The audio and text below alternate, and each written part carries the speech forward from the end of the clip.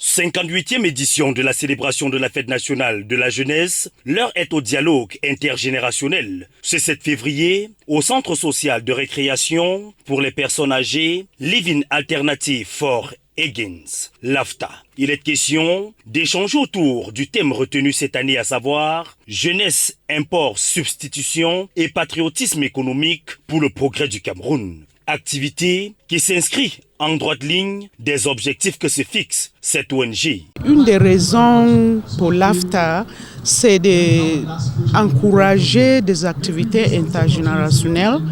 Ça veut dire que laisser la population ancienne entre en communion avec la jeunesse.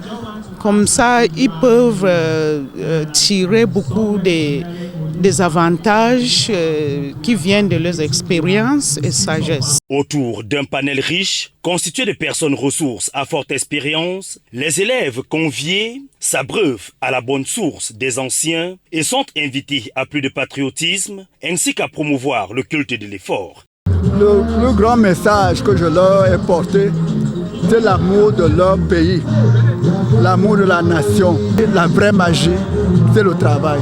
Que c'est le travail qui donne le mérite, qu'ils se basent sur ce principe et qu'ils pourront bien réussir pour le bien de notre pays, notre cher pays, le Cameroun. Au terme de la session, les participants se disent satisfaits et comptent en faire bon usage des enseignements reçus.